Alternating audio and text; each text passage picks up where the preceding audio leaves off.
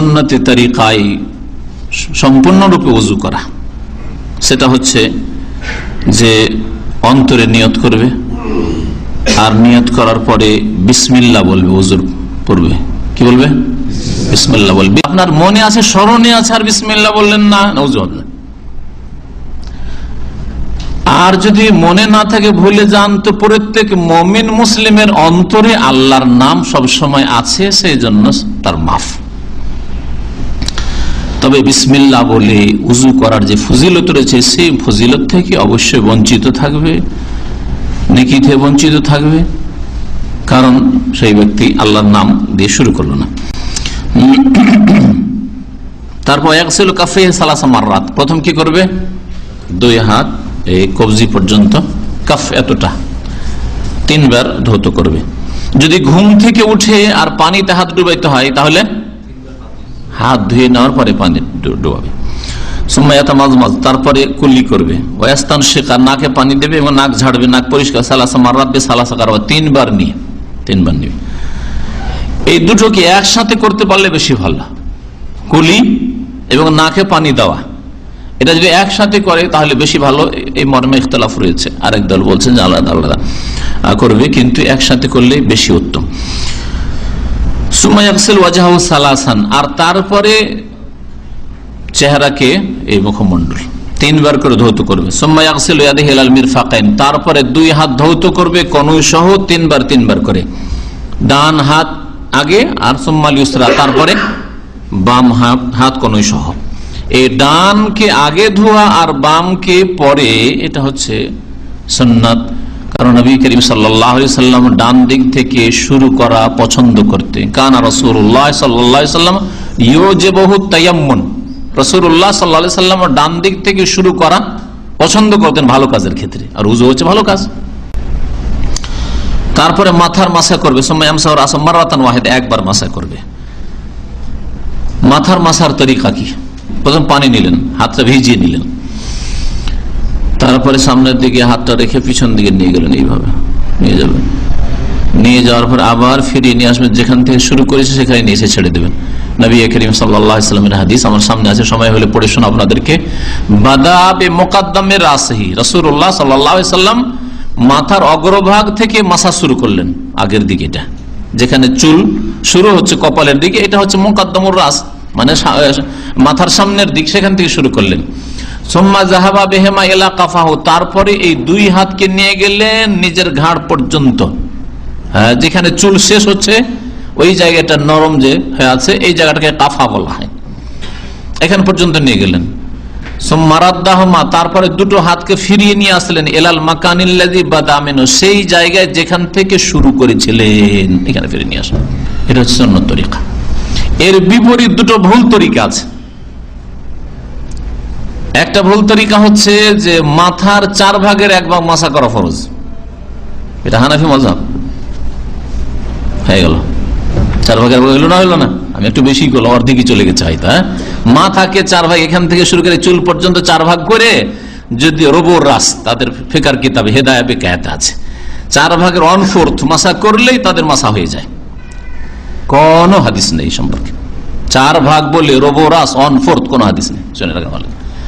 4 ভাগের 1 বার মাথা মাসা করলেন, তাতে উযু হবে না, আর উযু না হলে নামাজ হবে না। চিন্তা করেন ভালো করে, উযুর উপর নামাজ নির্ভরশীল, আর একটু আগে বললাম হজ উমরা নির্ভরশীল। অতিরিক্ত আরেকটা ভুল আছে মাথার মাসা করতে গিয়ে, আমাদের দেশে ঘাড় মাসা করা। ঘাড় মাসার না কোন সহিহ হাদিস আছে না জয়ীফ, একটা জাল হাদিস আছে। মিথ্যুকের বানানো কথা, মাসহুর রাকাবাতে আমানুন মিনাল গিল্লে, ঘাড় মাসা করলে জাহান্নামের আযাব, জাহান্নামের আসামি হবে না, জাহান্নাম থেকে ঘাড় মুক্ত হবে। তো এই যে ঘাড় মাসা, মাথার মাসা করলো, আবার সুন্নতি মাসা করে না, নিয়ে আসে না ফিরিয়ে করে কি এরকম, তারপরে তাই না? এই ঘাড় মাসা বিদাত। উলামায়ে কেরাম, মুহাদ্দিসিনে কেরাম, গবেষকরা বলেছেন যে ঘাড় মাসা করা সুন্নত নয়, বিদাত। মাথার মাসা করে বলছিলাম, আর মাথার মাসার পরে কান মাসা, কান মাসা করবে, পূর্ণাঙ্গ উজুর কথা বলছিলাম। কান মাসার তরিকা কি? এতক্ষণ মাথার মাসা হইল। কান মাসাই করবেন কি? এই শাহাদাতের আঙ্গুল, এই 2 শাহাদাতের আঙ্গুল, শাহাদাতের আঙ্গুলকে ঢুকাবেন। অনেকে ঢুকিয়ে একটু বাড়াবাড়ি করে, পুরা ঘষাঘষি, পুরো চারিদিকে ও রাউন্ড দেয়, সবগুলিতে না, এতগুলিতে না, ওই শুধু ছিদ্রতে। কথা বুঝতে পারছেন? সেমাক, সেমাক বলে ছিদ্রটা, ছিদ্র একটা আছে, আর এই যে গর্তগুলি আছে এগুলিতে না, এইগুলিকে পরিষ্কার করে না, না এগুলো বাড়াবাড়ি, বাড়াবাড়ি বিধান। শুধু এই ছিদ্রতে ঢুকাবেন। আর জাহের বাহ্যিকটা, ওপর ভাগটা, কানের ওপর ভাগটা ইবহাম দিয়ে, মানে এই যে বৃদ্ধা আঙ্গুলি দিয়ে, বৃদ্ধা আঙ্গুলি দিয়ে মাসা করবেন। তারপরে দুই পা ধৌত করবেন টাকনা সহ 3 বার করে। ডান পা প্রথম ধুবেন, তারপরে বাম পা ধুবেন। উযু করার পর কি বলবেন? আশহাদু আল্লা ইলাহা ইল্লাল্লাহ ওয়াহদাহু লা শারীকা লাহু ওয়া আশহাদু আন্না মুহাম্মাদান আবদুহু ওয়া রাসূলুহু। এই শাহাদাতের কালিমা সাক্ষ্য প্রদান করলেন, আমি সাক্ষী দিচ্ছি যে আল্লাহ ছাড়া কেউ মাবুদ নেই, সত্য মাবুদ, আর তিনি একক, তার কোনো শরীক নেই, এবং আরো সাক্ষী দিচ্ছি যে মুহাম্মদ সাল্লাল্লাহু আলাইহি ওয়াসাল্লাম তার বান্দা এবং তার রাসূল। আর একটি দোয়া আছে তিরমিজিতে বাড়তি, এই শাহাদাতের দোয়াটি সহিহ মুসলিমে রয়েছে, আর অতিরিক্ত যে বাড়তি দোয়াটি রয়েছে শাহাদাত সহ এই দোয়াটি তিরমিজিতে রয়েছে, আর হাদিস হাসান বা সহিহ।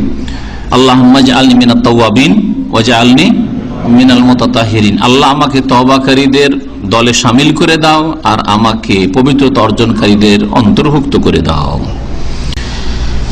নবী করিম সাল্লাল্লাহু আলাইহি সাল্লামের হাদিস রয়েছে যে এইভাবে উযু করলে ফতিহাত লাহু আবওয়াবুল জান্নাতি সামানিয়া, জান্নাতের 8টি দরজা এইরকম উযুকারীর জন্য খুলে দেওয়া হয়। ইয়াদখুলু মিন আইয়িহা শা, যেই দরজা দিয়ে চাইবে জান্নাতে প্রবেশ করবে। তাহলে উযু করা এটি গুরুত্বপূর্ণ ইবাদত, আর নবী করিম সাল্লাল্লাহু আলাইহি সাল্লামের সুন্নাত মোতাবেক উযু করা অত্যন্ত গুরুত্বপূর্ণ বিষয়, যে আপনি এভাবে যদি উযু করেন তাহলে আপনার 8টা দরজা জান্নাতে খুলে যাচ্ছে আপনার জন্য। প্রতিদিন কমপক্ষে 5 বার করে উযু করছেন, আর এর বেশি অনেক সময় উযু হচ্ছে। কতবার করে জান্নাতের দরজা আপনার জন্য খুলছে, কত ভাগ্যবান আপনি। ওযুর মাঝখানে প্রত্যেকটি অঙ্গের এক যুগে জাল যারা হাদিস গড়েছে তারা প্রত্যেক অঙ্গের একটা করে দোয়া আবিষ্কার করেছে। যেমন কাবা ঘরের তফে 7 চক্করে 7 দোয়া আবিষ্কার করেছে বিদাতিরা, চটি বই যে মিশক বিঘে ফুটপাতিয়ারা বিক্রি করে, এইটি বিদাত। ওই রকমই সাফা মারার 7 চক্করে 7 দোয়া, এই বিদাতিদের এগুলো আবিষ্কার না রাসূলুল্লাহ, না সাহাবী, না ইমাম আবু হানিফা, না শাফিঈ, না মালিক, না আহমদ, না কোনো মাযহাবে আছে এগুলো। ঠিক ওই রকমই প্রত্যেক উযুর অঙ্গে দোয়া পড়া, এগুলি বিদাতি সমাজে অনেকেই মোল্লারা বিশেষ করে থাকে, বিদাতি মোল্লারা, সবগুলি জাল, মিথ্যা। আল্লামা হাফিজ রাহমাতুল্লাহ আলাইহি বলেছেন যে এই মর্মে যতগুলি বর্ণিত আছে সবগুলি জাল, মওযু, কাযিব, মিথ্যা। ওয়াফির রিকাবে, আর রাকাবাতুন মানে গর্দন, রাকাবাতুন মানে গর্দন, ঘাড়কে বলা হয় ঘাড় মাসা, মাসুর রাকাবা, যে ঘাড় মাসার যে বিদাত আছে না, উযুতে ঘাড় মাসা অনেকে করেন না অনেকে, হাত উঠাতে বলবো না কারণ লজ্জিত হবে না। ঘাড় মাসা বিদাত, ঘাড় মাসার হাদিস মওযু, জাল। মাসুর রাকাবাতে আমানুন মিনাল গিল্লে, হাদিস জাল, মিথ্যা, হাদিস নয় রাসূলুল্লাহ সাল্লাল্লাহু আলাইহি ওয়াসাল্লামের। সুতরাং ঘাড় মাসা করবেন না, এই মাথা এইরকম একটু এদিক থেকে করলেন না, আর এইভাবে একটা কাটিং দিলেন, এই কাটিং দিবেন না, বরং এই পুরা এইরকম নিয়ে যাবেন, আবার ফিরিয়ে নিয়ে আসবেন। এটা হচ্ছে সুন্নতের তরিকা নবী করিম সাল্লাল্লাহু আলাইহি ওয়াসাল্লামের। বিদাতি উযু করলে উযুই হয় না, আর উযুই যদি না হয় তাহলে নামাজ কি করে হবে? সুতরাং এটি 4টে কথা নাই যে করলাম তো কি হলো, এমন কি বা দোষ করলাম, এগুলি ভুল কথা। কারণ আপনার উযুটা ইবাদত, আর এই ইবাদতে যদি একটা বিদআত ঢুকে তাহলে সেই ইবাদতটা কি হয়ে যায়? রদ। মানে আমেলা আমালান লাইসা আলাইহি আমরুনা ফাহুয়া রাদ। সহিহ মুসলিম হাদিস, কেউ যদি এমন একটা আমল করলো, উযুর আমল করলো, কিন্তু নবীর উযু করলো না, তাহলে সেটা রদ, রিজেক্টেড। উযু যখন রিজেক্টেড, তাহলে আপনি বিনা উযুতে আছেন, বিনা উযুতে যখন আছেন নামাজ পড়ছেন, নামাজ হবে? তাহলে এটা যেমন তেমন বিষয় হলো, ঘাড় মাসার বিষয়টা যেমন তেমন বিষয় নয়। নওয়াইতুল উযু, উযুর নিয়ত পড়ছি, তাহলে আপনার উযু হইলো না, বিদআতি কাজ করলেন, উযু হইলো না তো নামাজও হবে না, তওয়াফ হবে না। ওইখানে গিয়ে তওয়াফ করছেন, হজের তওয়াফ আর উমরার তওয়াফ করছেন আপনি, আর বেদাতি উযু দিয়ে, তো উযুই যখন হয়নি তো তওয়াফই হয়নি। তওয়াফের উপর নির্ভরশীল, তওয়াফ না হইলে ওখানে হজ হচ্ছে না, উমরা হচ্ছে না। সুতরাং উমরাও গেল, হজও গেল। কোনদিন চিন্তা করেছেন এই বিষয়গুলি? চোখ খুলতে হবে, মানুষের চোখ আলেম সমাজকে খুলে দিতে হবে, আর আপনাদেরকে একটু চোখ খুলে চলতে হবে বাসিরাতের সাথে। অন্ধভাবে চলবেন না যে করলাম তো কোন বা দোষ করলাম, কবিরা গুনাহ করলাম, কবিরা গুনাহ করলাম না, কবিরা গুনাহ করে কয়েক ইবাদত নষ্ট করলেন আপনি, যেমন তেমন বিষয় নয় এটা। ওজুতে যে ভুলগুলো হয়ে থাকে আমি আবার বলে দিচ্ছি এক নজরে। এক, আপনার বিসমিল্লাহ না বলা, শুরুতে বিসমিল্লাহ ভুলে যাওয়া বা না বলা, এটা ভুল। আরেকটা হলো মেসওয়াক না করা, কুলি করার সময় মেসওয়াক না করা, এটা কমন ভুল হয়ে গেছে।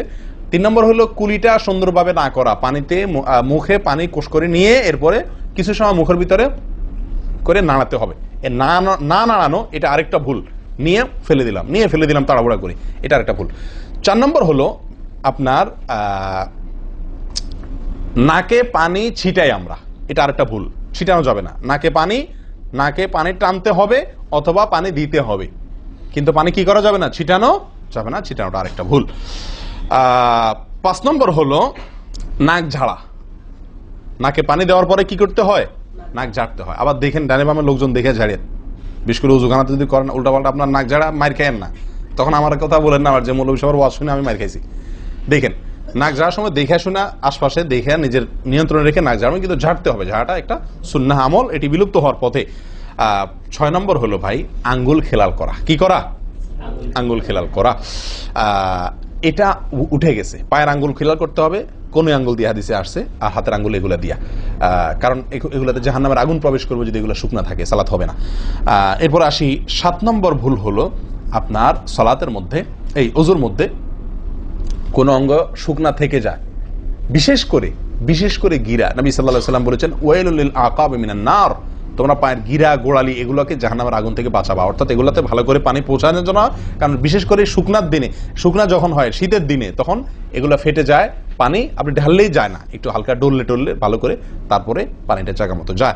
এই জন্য ওইগুলোর পরে গোড়ালির পরে বিশেষভাবে লক্ষ্য রাখা দরকার। আর কষ্ট উপেক্ষা করে উজু করার চেষ্টা করা দরকার। আর শেষ সেটা হলো পানি অপচয়। কি করা ভাই, পানি অপচয় করা, প্রচুর পরিমাণ পানি আমরা অপচয় করি উজু করার সময়, যেটা আমাদের উজুর সৌন্দর্যকে নষ্ট করে, উজুর গুণগত মানকে নষ্ট করে দেয়। আসুন সুন্দরভাবে উজু করার স্বার্থে এই ভুলগুলো থেকে মুক্ত থাকার চেষ্টা করি। আল্লাহ তাআলা আমাদের সকলকে আমলের তৌফিক দান করেন। উজু শুরুতে কি পাঠ করতে হয়, বিসমিল্লাহ। আপনি যখন হাত ধুয়ে তো উজু শুরু করবেন, 2 হাতের কবজি 2 হাতে উজু শুরু করবেন না, প্রথম কাজ, তার আগে আপনি কি করবেন, বিসমিল্লাহ বলে হাত ধুয়ে তারপর উজু শুরু করবেন। বহু লোক আছি আমরা অজুখানায় ওই গল্প করতেছি, আড্ডা মারতেছি, কথাবার্তা বলতেছি, এই বলতে বলতে অজু শুরু করে দিচ্ছি, তাহলে বিসমিল্লাহ কখন পড়তেছি? বিসমিল্লাহটা অনেক সময় অমনোযোগিতার কারণে, অবহেলার কারণে, অন্যমনস্কতার কারণে বিসমিল্লাহটা অনেক সময় আমরা বলতে ভুলে যাই। অথচ এই বিসমিল্লাহ পাঠ করা অজু শুরুতে অনেক বিশেষজ্ঞ আলেমের মতে ফরজ। অনেকে বলেন বিসমিল্লাহ পাঠ না করলে অজুই হবে না, আপনি যদি ভুলে বাদ দেন অজু হলো না। যদিও সংখ্যাগরিষ্ঠ আমাদের মতে এটা না, তাদের মতে বিসমিল্লাহ পাঠ করা এটা অজুর সুন্নাহ, এটা হলো অজুর কি সুন্নাহ। এটা আপনি যদি বিসমিল্লাহ বলে যদি অজু শুরু করেন, তাহলে অজুটার ভিতরে পূর্ণাঙ্গতা আসলো। অজুটার ভিতরে কি আসলো, পূর্ণাঙ্গতা আসলো। অজুটার ভিতরে অজুটা আপনার হৃষ্টপুষ্ট হলো। এই অজুতে ইনশাআল্লাহ আপনার সালাত পূর্ণাঙ্গ হবে, যে সালাত আপনাকে জান্নাতে নিয়ে যাবে ইনশাআল্লাহ। তাহলে অজুর শুরুতে একটা প্রাথমিক ভুল হলো বিসমিল্লাহ ভালো করে না পাঠ করা। নবী সাল্লাল্লাহু আলাইহি ওয়াসাল্লাম বলেছেন, ইবনে মাজাহ হাদিস, লা ওযুআ লিমান লাম ইয়াযকুর ইসমাল্লাহি আলাইহি, ওই ব্যক্তির ওযু হবে না। হাদিসটি সহিহ। নবী সাল্লাল্লাহু আলাইহি ওয়াসাল্লাম বলেছেন ওই ব্যক্তির ওযু হবে না যে ব্যক্তি ওযুর শুরুতে আল্লাহর নাম নেয় নাই, বিসমিল্লাহ বলেনি। এখন ওযু হবে না বলা হয়েছে, এই হবে না বলতে হাদিস বিশেষজ্ঞ উলামায়ে কেরাম এবং ফুকাহায়ে কেরাম বলেন, এখানে হবে না বলতে ওযুর ওই প্রাণ হলো না, অজু পূর্ণাঙ্গ হলো না, অজুটা যেভাবে হওয়া দরকার ছিল সেভাবে হলো না, কোন রকম হয়ে গেল মাসরিল হাল, সালাত আদায় হয়ে গেল, দায়িত্ব খালাস হয়ে গেল, কিন্তু এটা যেভাবে আল্লাহ সুবহানাহু ওয়া তাআলা চাচ্ছেন, নবী সাল্লাল্লাহু আলাইহি ওয়াসাল্লাম চাচ্ছেন, যেভাবে অজুর নির্দেশ আসছে সেভাবে হলো না। যদি আমি বিসমিল্লাহ পাঠ না করি, তাহলে বোঝা গেল অজু করার সময় আপনি কারোর সাথে কথা বলছেন, খোশ গল্প করছেন, মোবাইলে আলাপ করছেন, অন্য কোনো ব্যস্ততায় আছেন, অন্য কোনো ধ্যানে আছেন, ওই অবস্থায় হাত ধুয়ে অজু শুরু করে দিলেন, বিসমিল্লাহ পাঠ করলেন না। এটা হলো একটা ত্রুটি। এই ত্রুটি আমাদের হয় কিনা আমাদের মধ্যে? অনেকে তো আছেন নিয়মিতই করেন না, অনেকে আছেন করেন কিন্তু ওই যে অন্য মানুষকে হয়ে গেলে হাত ধুয়ে শুরু করে দিচ্ছেন আর বিসমিল্লাহ আর বলেন নাই। তাহলে আপনি যে কোনো কাজের শুরুতে বিসমিল্লাহ বললেন কি না বললেন সেটা এত বেশি গুরুত্বপূর্ণ না, যত বেশি গুরুত্বপূর্ণ ওযুর শুরুতে বিসমিল্লাহ পাঠ করা, কারণ এটার জন্য পৃথক নির্দেশ এসেছে। এমনি তো একটা কমন নির্দেশ আছে, নবী সাল্লাল্লাহু আলাইহি ওয়াসাল্লাম বলেছেন, কুল্লু আমরিন জিবারিন লাম ইউবদা বিসমিল্লাহ ফাহুয়া আবতার ওয়া ফি রিওয়ায়াতিন ফাহুয়া আকতা। যে কোনো গুরুত্বপূর্ণ কাজ আল্লাহর নাম দিয়ে শুরু না করলে সেটা অপূর্ণাঙ্গ থাকে, কাজটা অর্ধেক থাকে, অর্ধেকটা থাকে, অপূর্ণাঙ্গ থাকে, পূর্ণাঙ্গতা আসে না যে কোনো ভালো কাজ। কিন্তু অজুর বিষয়ে নবী সাল্লাল্লাহু আলাইহি ওয়াসাল্লামের আলাদা নির্দেশ আছে, অজু হয় না এমন কথা তিনি বলেছেন। তাহলে বোঝা গেল অজু শুরুতে বিসমিল্লাহ পাঠের উপরে আমাদের সাবধান হতে হবে। এখন একটা সমস্যা হলো, আমরা আজকাল বেশিরভাগ লোক অজু করি হলো টয়লেটের মধ্যে, আর টয়লেটের মধ্যে আল্লাহর নাম নেওয়া নিষেধ, ঠিক না ঠিক? টয়লেটের মধ্যে আল্লাহর নাম নেওয়া নিষেধ, জায়েজ নাই। তাহলে আমাদের অজু যদি টয়লেটে, আপনার বাথরুমের ভেতরে যে কি করি, অজু করি, তাহলে আমি বিসমিল্লাহ বলতে পারবো না, কারণ আল্লাহর নাম নেওয়া বাথরুমে নিষেধ, টয়লেটে নিষেধ। আবার বিসমিল্লাহ না বললে আমার অজুটাও পূর্ণাঙ্গ হচ্ছে না, তাহলে আমি করবোটা কি? বলেন, সমাধানের পথ কি? কি করব? কি নিষেধাজ্ঞা অমান্য করে বিসমিল্লাহ বলবো, নাকি আপনার বিসমিল্লাহ ছেড়ে দেব? তাতে তো অজু আবার পূর্ণাঙ্গ হবে না, দুইটাই সমস্যা না? এই জন্য উত্তম এবং সবচেয়ে ভালো হলো অজুটা বাহিরে করার চেষ্টা করবেন। বেশিরভাগ জায়গাতে, সব জায়গাতে কম বেশ, বাথরুম টয়লেটের ভেতরে যদি বেসিন থাকে, তো বাইরেও টেপ বা বেসিনের ব্যবস্থা থাকে, থাকে না থাকে না? বিশেষ করে বাসা বাড়িতে অথবা অফিস আদালতে দেখা যায় যে ওই টয়লেটে অনেক সময় আমরা কি করে ফেলি, অজু করে ফেলি। এটা উচিত না, এটা একটা ভুল আমাদের। অজু আমরা করব বাহিরে। কেন? কারণ টয়লেটে অজু করতে গেলে আল্লাহর নাম নিতে হচ্ছে, আর আল্লাহর নাম নেওয়া নিষেধ সেখানে। আমি সেখানে আল্লাহর নাম নিতেও পারছি না, আর নাও নিতে পারছি না।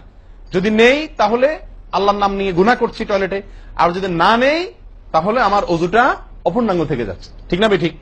এই জন্য আমরা উত্তম হলো অজু করব কোথায়? বাইরে এসে যে কোনো টেপে। কথা কি বুঝাতে পারছি? বাইরে এসে, একান্ত যদি কখনো আপনি বাধ্য হয়ে যান, বাইরে ভিড় নাই, ব্যবস্থা, সেটা ভিন্ন কথা। আর বাসা বাড়িতে যদি এরকম কোন বাসা বাড়িতে যে বাইরে কোনো সিস্টেম নাই, আপনার নিজের বাসা না, আপনি ঠিক করতে পারতেছেন না, তো কমপক্ষে বেসিন এবং আপনার টয়লেটের কমোডের মাঝখানে কি দিব, একটা পর্দা বা ওয়াল কোনো কিছু দিয়ে নিব ইনশাআল্লাহ। কথা বুঝতে পারছি ভাই? আল্লাহ তাআলা আমাদের সকলকে এই বিষয়টি লক্ষ্য করার তৌফিক দান করেন। তাহলে ভাই আমরা বিসমিল্লাহ পাঠ করব অজুর শুরুতে, লক্ষ্য করব ইনশাআল্লাহ যাতে করে অজুর শুরুতে বিসমিল্লাহ পাঠে ভুল না হয়। মনে থাকবে তো ইনশাআল্লাহ? আল্লাহ আমাদের তৌফিক দান করে। অজুর যে ফজিলত, অজুর যে ফজিলত মুসলিম বর্ণিত হাদিসে আসছে, নবী সাল্লাল্লাহু আলাইহি ওয়াসাল্লাম বলেছেন, যে ব্যক্তি পরিপূর্ণভাবে অজু করবে, পরিপূর্ণভাবে অজু করবে, ভালোভাবে অজু করবে, এবং অজুর শেষে কালিমাতুশ শাহাদা যেটা আছে, আশহাদু আল্লা ইলাহা ইল্লাল্লাহু ওয়াহদাহু লা শারীকা লাহু আশহাদু আন্না মুহাম্মাদান আবদুহু ওয়া রাসূলুহু, এই কালিমায়ে শাহাদা পাঠ করবে অজুর শেষে, এই ব্যক্তির জন্য আল্লাহ সুবহানাহু ওয়া তাআলা জান্নাতের সমস্ত দুয়ার খুলে দিবেন। অজুতে গরু ঘাড় মাসে করা যাবে কিনা? ঘাড় মাসে করাকে অনেক ওলামারা মুস্তাহাব বলেন, কিন্তু বিশুদ্ধ কোন হাদিস দ্বারা ঘাড় মাসেটা আসলে প্রমাণিত না। কান এবং মাথা এটা মাসে করা প্রমাণিত। একটা পূর্ণ অঙ্গকে পূর্ণ ধোয়ার নাম একবার ধোয়া। কবজি পর্যন্ত ধুইতে গিয়ে 10 বার পানি লাগুক, সম্পূর্ণ যখন ভিজে যাবে তখন হলো একবার ধোয়া। একবার পানি দেওয়া নয়, 3 বার পানি দিতে হবে এই কথা নয়, 3 বার অঙ্গ প্রত্যঙ্গ ধুইতে হবে এই কথা। ধোয়া জায়গায় পানি দিয়ে ধোয়ার নাম দ্বিতীয়বার ধোয়া, ধোয়া জায়গায় পানি দিয়ে ধোয়ার নাম তৃতীয়বার ধোয়া।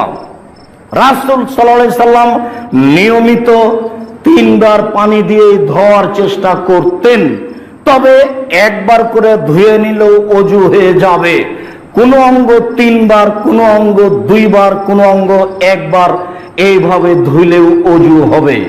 অন্তত 1 বার হতে হবে জরুরি ভাবে।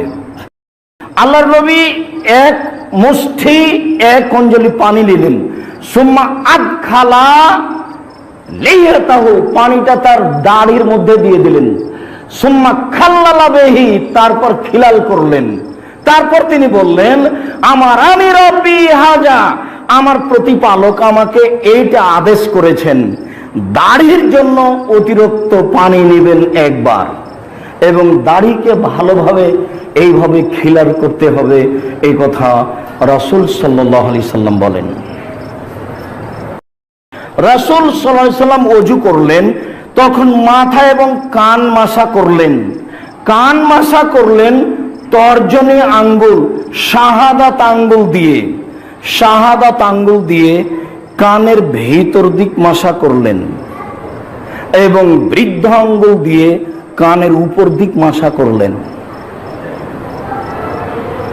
বৃদ্ধাঙ্গুল দিয়ে কানের উপর দিক নিচু থেকে শুরু করে শেষে যেতে হবে, আবার ফিরে আসতে হবে। এটা হলো বৃদ্ধাঙ্গুলের কাজ। আর এই তর্জনী এই আঙ্গুলের শাহাদাত আঙ্গুলের কাজ হলো ভিতরে ঢুকিয়ে এইভাবে কানের পাকটা দিয়ে বের করে নিয়ে আসতে হবে।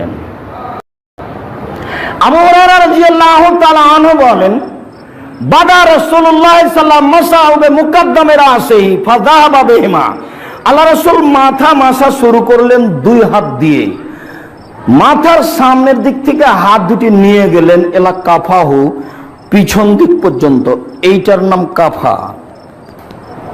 মাথার পুরো পিছনে চুল শেষ পর্যন্ত হাত দুটো নিয়ে গেলেন। ওয়া রাদ্দাহুমা ইলাল মাকান আল্লাযী বাদা মিনহু। তারপর হাত দুটি ফিরিয়ে নিয়ে আসলেন যেখানে আরম্ভ করেছিলেন। মহিলাদের মাথা থেকে কাপড় পড়ে গেলে অজু নষ্ট হয়ে কথা ঠিক নয়। তারা অজু করার সময় মাথায় কাপড় রাখতে হবে, জরুরি বিষয় নয়। যদি মাথায় কাপড় রাখে কোনো সমস্যা নেই। কাপড়টা আঙ্গুলে ধরে এই ভিজা আঙ্গুলগুলি পিছনে নিয়ে যাবে মাথার খালি করে। আবার যখন নিয়ে আসবে তখন কাপড় সহ আঙ্গুল সহ মাথার সামনের দিকে নিয়ে আসবে। সম্মানিত মসজিদের মুসল্লি, আপনাকে অজুর নিয়ম স্বাভাবিকভাবে বলার চেষ্টা করছিলাম। অজুর প্রারম্ভে বিসমিল্লাহ, আর অজুর শেষে আশহাদু আল্লা ইলাহা ইল্লাল্লাহু ওয়াহদাহু লা শারীকা লাহু ওয়া আশহাদু আন্না মুহাম্মাদান আবদুহু ওয়া রাসূলুহু। আল্লাহর নবী বলেন, অজু শেষে যদি কোনো ব্যক্তি এই দোয়া পড়ে তাহলে জান্নাতের 8টি দরজা খুলে দেওয়া হয়। যে কোনো দরজা দিয়ে সে প্রবেশ করতে পারে। তবে আল্লাহুম্মা জালনি মিনাত তাওয়াবিন ওয়া জালনি মিনাল মুতাতাহহিরিন, এই দোয়া পড়লে নেকি হবে, জান্নাতের দরজা খোলা হবে, এই কথা রাসূল সাল্লাল্লাহু আলাইহি ওয়াসাল্লাম বলেননি। এটা তিরমিজির হাদিস।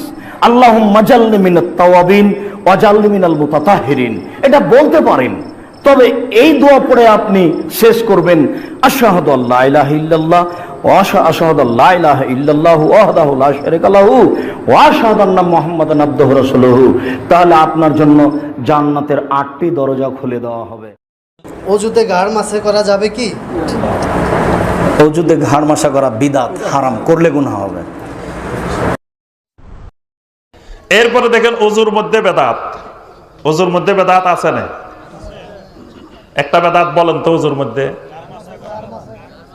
আর নাওয়াইতু আন আতাওয়াজ্জা লিরাফিল হাদাসে ওয়াস্তিবাহাতান লিসসালাতে ওয়া তাকাররুবান ইলাল্লাহি তাআলা। অজুর নিয়ত বিসমিল্লাহিল আলিয়্যিল আযীম ওয়ালহামদুলিল্লাহি আলা দীনিল ইসলাম। আল ইসলামু হাক্কুন ওয়াল কুফরু বাতিলুন। আল ইসলামু নূরুন ওয়াল কুফরু যুলমাতুন। কি সুন্দর ওজুর দোয়া, কি বলেন? এটা খারাপ কিছু আছে? তো কত সুন্দর হাসানা, কত সুন্দর সুন্দর সুন্দর কথা, ইসলামের কথা। তারপরে নামাইতু আন আতাওয়াজ্জা লিরাফিল হাদাসে, কত সুন্দর নিয়ত। তারপরে আপনারা কোন বেদাত? বেদাত এই জন্য যে আমার রাসূল সাল্লাল্লাহু আলাইহি সাল্লাম, রাসূল সাল্লাল্লাহু আলাইহি সাল্লামের সাহাবীরা এই সুন্দর দোয়াটা জানেন নাই। এরপরে আপনি জানে গেছেন, হয় নবী সাল্লাল্লাহু আলাইহি সাল্লাম তার উপরে যে সঠিক আমানত ছিল সেই আমানত আল্লাহ রাসূল সাল্লাল্লাহু আলাইহি সাল্লাম আমাদেরকে জীবিত থাকা অবস্থায় পৌঁছাইতে পারেন নাই, নাউজুবিল্লাহ। অথবা আল্লাহ রাসূল সাল্লাল্লাহু আলাইহি সাল্লাম ভুলে গেছিলেন, পরবর্তীতে আল্লাহর কোন ওলির স্বপ্নে দেখাইছেন যে আমি তো ভুলে গেছিলাম দোয়াটা শিখাইতে, আমার উম্মতদেরকে একটু বলে দিও। এরকম কোন ঘটনা ঘটছে? যদি কেউ বিশ্বাস করে যে নবী সাল্লাল্লাহু আলাইহি ওয়াসাল্লাম এই দোয়াটা শিখাইতে ভুলে গেছিলেন, ঈমান থাকবো। কারণ আল্লাহ পাক সার্টিফিকেট দিয়েছেন, আল ইয়াউমা আকমালতু লাকুম দীনাকুম, দ্বীনকে একেবারে পরিপূর্ণ করে দিয়ে গেছেন আল্লাহ রাসূল সাল্লাল্লাহু আলাইহি ওয়াসাল্লাম। সুতরাং কোনো কিছু নবী সাল্লাল্লাহু আলাইহি ওয়াসাল্লাম ভুলে রেখে গেছেন বা কারো উপরে দায়িত্ব দিয়ে গেছেন বা স্বপ্নের মাধ্যমে, কাশফের মাধ্যমে, ইলহামের মাধ্যমে, এলকার মাধ্যমে নবী সাল্লাল্লাহু আলাইহি ওয়াসাল্লাম শিখাই দেন, এইরকম কোন ঘটনা নবী সাল্লাল্লাহু আলাইহি ওয়াসাল্লাম রেখে যান নাই। 74 নম্বর জাল হাদিস যেটি আমরা আলোচনা করব সেটি হলো ওযু করার সময় কোনো কথা না বলা। আমাদের দেশে দেখা যায় যখন অজু করে সবাই, তখন বলে যে অজুর সময় কোনো কথা বলা যাবে না, অজু করতেছেন শুধু চুপচাপ অজু করেন, কোনো কথা বলবেন না। তো মূল কথা হলো অজু একটা ইবাদত, ইবাদতের সময় কথাবার্তা না বলাই ভালো। জিকির আজকার করা, এই সময় মনোযোগের সাথে অজুর, যাতে কোনো অংশ আপনার শুকনা না থাকে, মনোযোগের সাথে সুন্দরভাবে অজু করা, এটা ভালো জিনিস। কিন্তু নবী সাল্লাল্লাহু আলাইহি ওয়াসাল্লাম কোনো হাদিসে অজুর সময় কথা বলতে নিষেধ করেন নাই। তো যেটি নবী সাল্লাল্লাহু আলাইহি ওয়াসাল্লাম নিষেধ করেন নাই, সেটি আমরা নিষেধ করার কোনো অধিকার নাই। তো আমরা যদি নিষেধ করি, বুঝতে হবে যে শরীয়ত আমরাই বানাই। যেহেতু যারা শরীয়ত প্রণেতা হলো আল্লাহ সুবহানাহু ওয়া তাআলা এবং আল্লাহ পাক আল্লাহ রাসূল সাল্লাল্লাহু আলাইহি ওয়াসাল্লামকে শরীয়ত বুঝাই দেওয়ার জন্য দায়িত্ব দিয়েছেন। তো আল্লাহ সুবহানাহু ওয়া তাআলা এবং আল্লাহ রাসূল সাল্লাল্লাহু আলাইহি ওয়াসাল্লাম যেগুলো আমাদেরকে বুঝাই দিয়েছেন, যেখানে কোনো নিষেধাজ্ঞা আরোপ করেন নাই, সেখানে আমার আপনার কোনো নিষেধাজ্ঞা আরোপ করার অধিকার নাই। এজন্য ওজুর সময় যদি কোনো প্রয়োজন হয় কথাবার্তা বলার, তাহলে কথাবার্তা বললে ওজুর কোনো অসুবিধা হয় না। যেমন সালাত আর তাওয়াফ দুইটা একই ধরনের ইবাদত। সালাতও ওযুবিহীন আদায় করা যায় না, তাওয়াফও ওযুবিহীন করা যায় না। কিন্তু সালাতের ভিতরে কথা বলা যায় না। সালাতের ভিতরে, নামাজের ভিতরে কোনো কথা বললে নামাজ ভেঙে যাবে, কিন্তু তাওয়াফের ভিতরে কোনো কথা বললে তাওয়াফ ভাঙবে না। তাওয়াফের ভিতরে কথা বলার অনুমতি আছে। ঠিক ওযু একটা ইবাদত, ওযুর ভিতরে যদি কোনো কারণে কথা বলার প্রয়োজন হয়, আশেপাশে দুইজন ওযু করতেছে, কোনো জরুরি কোনো কথাবার্তা ওযুর মাঝখানে বলে নিচ্ছে, ওযুর কোনো অসুবিধা হবে না। কিন্তু দেখা যায় এটা প্রতিষ্ঠিত যে ভাই ওযুর সময় কোনো কথা বলা যায় না, ওযুর সময় কথা বলবেন না, মানে মনে হয় যে এটা নবী সাল্লাল্লাহু আলাইহি ওয়াসাল্লাম নিষেধ করেছেন। এইটাও একটা জাল হাদিস। এই বিষয়ে কোনো হাদিসেই সরাসরি কোনো সনদ আকারে কোনো হাদিস বর্ণিত হয় নাই। আচ্ছা, 75 নম্বর জাল হাদিস সেটি হলো, অনেক বইতে এরকম লেখা আছে, মকসুদুল মুমিনিনের মধ্যে এরকম লেখা আছে যে ওযু করার পরে যে সূরা আল কদর পাঠ করবে তার এই ফজিলত, এই ফজিলত, অনেক ফজিলতের কথা বলা আছে।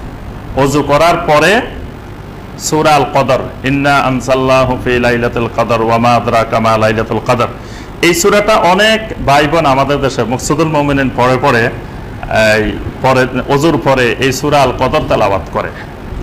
কিন্তু সূরা আল কদর তেলাওয়াত সংক্রান্ত কোনো সহিহ কোনো হাদিস বা হাসান পর্যায়ের কোনো হাদিস আসে নাই।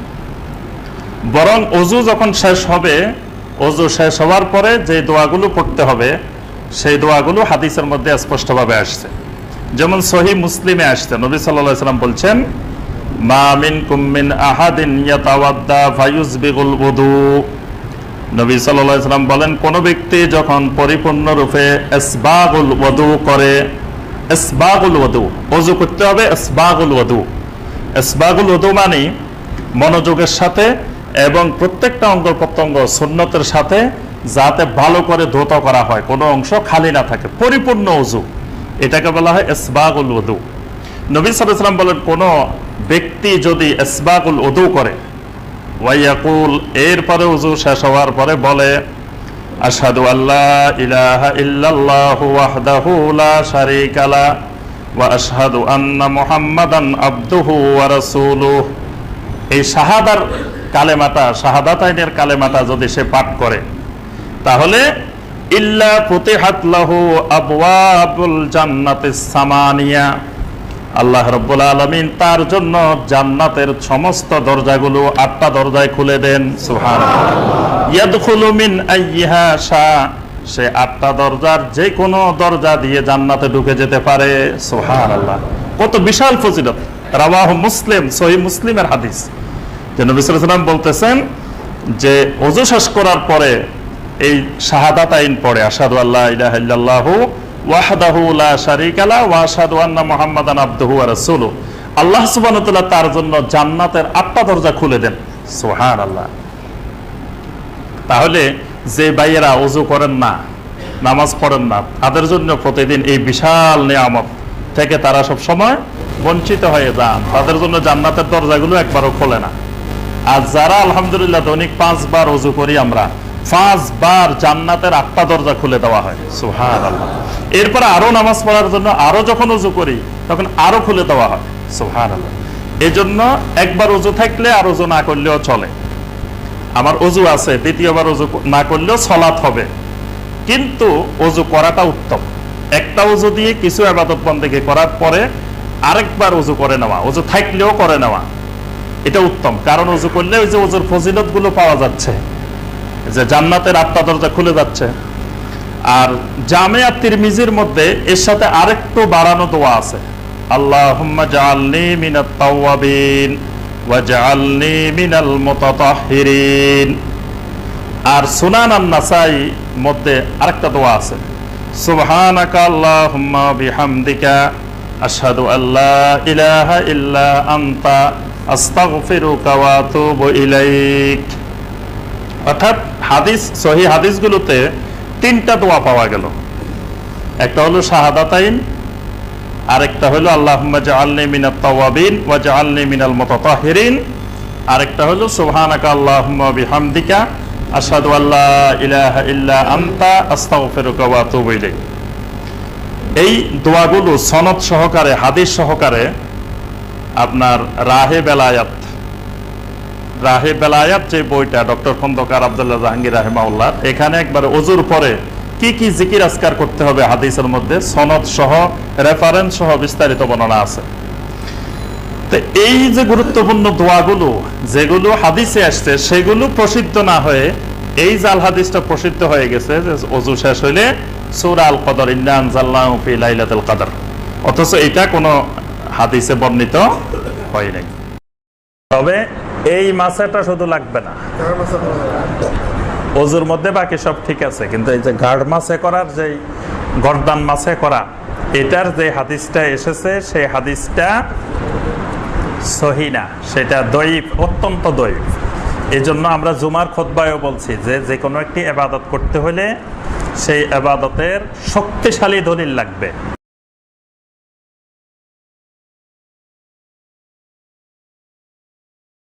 তো সুপ্রিয় দর্শক শ্রোতা ভাই বোনেরা, আমরা আসি আমরা সুন্নত পদ্ধতিতে কিভাবে ওযু করব। তো প্রথম কথা হলো, আমরা ওযু করার জন্য যখন বসবো তখন প্রথমে মনে মনে নিয়ত করে নিব। ওযুর কোনো সুনির্দিষ্ট আলাদা দোয়া নেই, যেগুলো লেখা আছে বিসমিল্লাহিল আলিয়্যিল আযীম আলহামদুলিল্লাহি আলা দীনিল ইসলাম আল ইসলামু হাক্কুন ওয়াল কুফরু বাতিলুন, এগুলো বানানো দোয়া, এগুলো পড়া সুন্নত না, এগুলো বিদআত। এরপরে ওযুর যে নিয়ত বানানো আছে এগুলো বিদআত। এরকম কোনো নিয়ত দরকার নেই, নিয়ত অন্তরে অন্তরে, যে আমি এখন ওযু করতে আসছি, ওযু করব, আমি নিয়ত করে নিলাম। নিয়ত করার পরে আমি বিসমিল্লাহ বলবো, শুধু বিসমিল্লাহ বলে ওযু শুরু করব। কারণ নবী সাল্লাল্লাহু আলাইহি ওয়াসাল্লাম বলেছেন লা উযুয়া লিমান লাম ইয়াযকুর ইসমাল্লাহ, যে ব্যক্তি আল্লাহর নাম উচ্চারণ করে নাই তার সালাত হবে না, তো তার ওযু হবে না। তো এই জন্য আমাদেরকে প্রথম বিসমিল্লাহ বলে ওযু শুরু করতে হবে। তো প্রথম যে কাজ সেটি হলো 3 বার দোনো হাত কবজি পর্যন্ত ধৌত করা।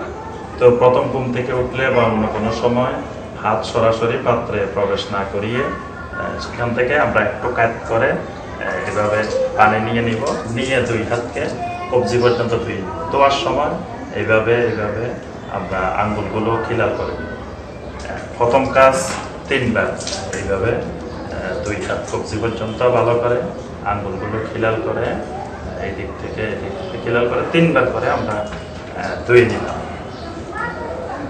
এরপরের যে কাজ সেটি হলো, এবার আমরা পাত্রে হাত প্রবেশ করতে পারবো, যেহেতু হাত ধুয়ে ফেলছি। তো 3 বার কুলি করা এবং 3 বার নাকে পানি দেওয়া। এখানে আহলুল ইলমদের একটু একতলাপ রয়েছে, কারো কারো মতে যে কুলি এবং নাকে পানি উভয়টা একসাথে পানি নিয়ে দেওয়া যাবে, এবং এটাই সহিহ আল বুখারী সহিহ মুসলিমের হাদিসে আসছে। আবার কোন কোন আহলুল ইলমের মতে, যেটা তিরমিজি তারপরে আবু দাউদ সকল হাদিসের গ্রন্থে এসেছে, এটাও সহিহ হাদিসে এসেছে, আলাদা করে 3 বার কুলি এবং 3 বার নাকে পানি দেওয়া। তো আমরা পানি নিয়ে কুলি করব 3 বার। রোজা সিয়াম পালন অবস্থা হলে বেশি গড়গড়া করা যাবে না। সিয়াম না হলে ভালোভাবে আমরা গড়গড়া করে নিব। 3 বার নাকে ডান হাত দিয়ে পানি নিয়ে, সিয়াম না হলে আমরা টেনে ভিতরের দিকে নিব, আর সিয়াম হলে বেশি ভিতরের দিকে টানবো না, নর্মাল দিয়ে পরিষ্কার করে নিব, বা হাত দিয়ে পরিষ্কার করে নিব।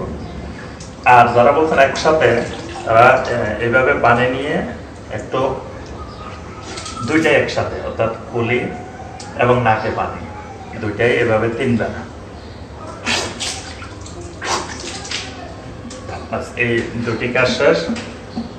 এর পরবর্তী কাজ হলো সমস্ত মুখমণ্ডল 3 বার ধোয়া। তো আমরা এরপরে পানি দিয়ে সমস্ত মুখ 3 বার, একেবারে চুলের গোড়া থেকে শুরু করে কানের লতি নিচ থেকে শুরু করে পুরো মুখমণ্ডল এভাবে 3 বার ভালো করে ধুয়ে নেওয়া।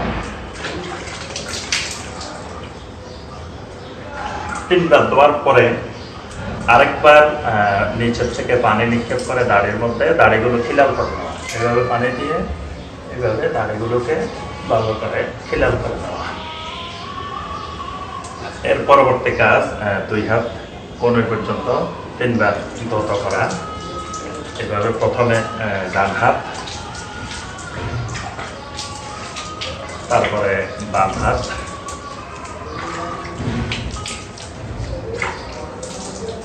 এর পরবর্তী কাজ সম্পূর্ণ মাথা মাসে করা। তো একবার পানি নিয়ে পুরা মাথাটা মাসে করা। প্রথমে এইভাবে চুলের গোড়া থেকে শুরু করে পিছনের দিকে নিয়ে একেবারে পিছনে যে পর্যন্ত চুল আছে ওই পর্যন্ত, আবার এটাকে পিছনের দিক থেকে সামনে নিয়ে আসা। বাস মাথার উপরের অংশ মাসে হয়ে গেল। শাহাদাত আঙ্গুল দিয়ে একসাথে এখানে ভিতরের যেই যতগুলো বাজ আছে সবগুলো বাজে একসাথে এগুলো মাসে করে দেওয়া। আর বৃদ্ধাঙ্গুলি দিয়ে কানের উপরে একসাথে কানের উপরে অংশকে মাসে করে দেওয়া। এখানে কোনো আলুল আলম বলছেন যে কান মাসে করার জন্য আলাদা পানি নেওয়া, তবে অধিকাংশ আলুল আলমদের মত হলো কান মাসে করার জন্য আলাদা পানি নেওয়া দরকার নেই। একবার পানি নিয়ে মাথা মাসে এবং কান মাসে করে দিবে। এর পরবর্তী কাজ আমাদের পা ধৌত করা। 2 পা একেবারে গোড়ালি পর্যন্ত সুন্দর করে ধোয়া। এখানে পাশাপাশি আমরা আঙ্গুলগুলো খিলাল করে দিব।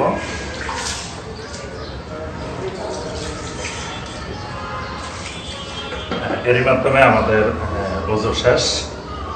তো এরপরে আরেকটি সুন্নাহ আছে, সেটি হলো যে বাম হাতে একটু পানি নিয়ে, বাম হাতে সামান্য পানি, বেশি না, পানি নিয়ে যে লজ্জাস্থান বরাবর একটু ছিটা দেওয়া। এটা জিবরিল আলাইহিস সালাম নবী সাল্লাল্লাহু আলাইহি ওয়াসাল্লাম শিখিয়েছেন। বিশেষ করে কেউ ওযুর আগে যদি প্রস্রাব করে ওযু করতে আসেন তাহলে এই কাজটা করবেন, এটা সুন্নাহ। এর দ্বারা যে প্রস্রাবের কিছু অংশ লেগেছে বা কিছু হয়েছে এই সন্দেহগুলো পরিপূর্ণরূপে দূরীভূত হয়ে যায়।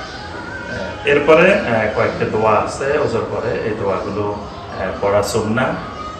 আশহাদু আল্লা ইলাহা ইল্লাল্লাহু ওয়াহদাহু লা শারীকা লাহু ওয়া আশহাদু আন্না মুহাম্মাদান আবদুহু ওয়া রাসূলুহু আল্লাহুম্মা ইজআলনি মিনাত তাওয়াবিন ওয়াজআলনি মিনাল মুতাতাহহিরিন সুবহানাকা আল্লাহুম্মা ওয়া বিহামদিকা আশহাদু আল্লা ইলাহা ইল্লা আনতা আস্তাগফিরুকা ওয়া আতুবু ইলাইক। এই 3টে দোয়ার ফজিলতে হাদিসে বর্ণিত আছে। তো আশহাদু আল্লা ইলাহা ইল্লাল্লাহু ওয়াহদাহু লা শারীকা লাহু ওয়া আশহাদু আন্না মুহাম্মাদান আবদুহু ওয়া রাসূলুহু, এটি পড়লে আল্লাহ রাসূল সাল্লাল্লাহু আলাইহি ওয়াসাল্লাম বলেন যে জান্নাতের সবগুলো দরজা তার জন্য খুলে যায়। সুবহানাল্লাহ। এরপরে ওযুর সাথে সম্পৃক্ত 2 রাকাত সালাত আছে, তাহিয়াতুল ওযু। সম্ভব হলে ওই 2 রাকাত তাহিয়াতুল ওযু আদায় করা।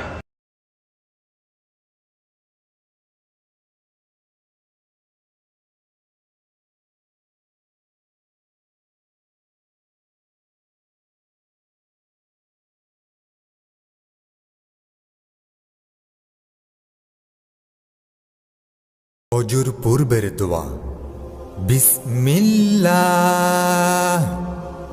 অর্থ আল্লাহর নামে শুরু করছি।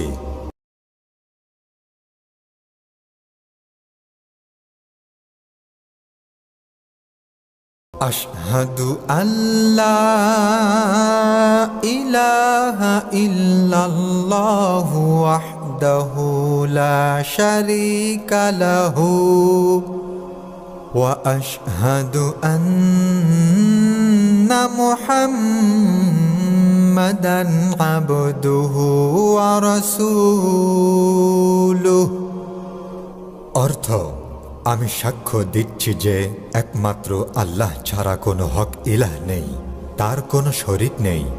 আমি আরো সাক্ষ্য দিচ্ছি যে মুহাম্মদ সাল্লাল্লাহু আলাইহি ওয়াসাল্লাম তার বান্দা ও রাসূল।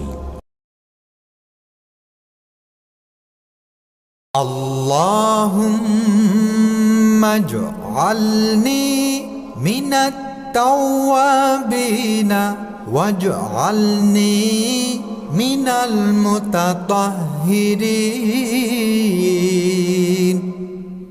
অর্থ, হে আল্লাহ, আপনি আমাকে তাওবাকারীদের অন্তর্ভুক্ত করুন এবং পবিত্রতা অর্জনকারীদেরও অন্তর্ভুক্ত করুন। সুবহানাকাল্লাহুম্মা ওয়া বিহামদিকা আশহাদু আল্লা ইলাহা ইল্লা আনতা আস্তাগফিরুকা ওয়া আতুবু ইলাইক। অর্থ, হে আল্লাহ, আপনার প্রশংসা সহ পবিত্রতা ও মহিমা ঘোষণা করছি। আমি সাক্ষ্য দেই যে আপনি ছাড়া কোনো হক ইলাহ নেই। আমি আপনার কাছে ক্ষমা প্রার্থনা করছি এবং আপনার নিকট তওবা করছি।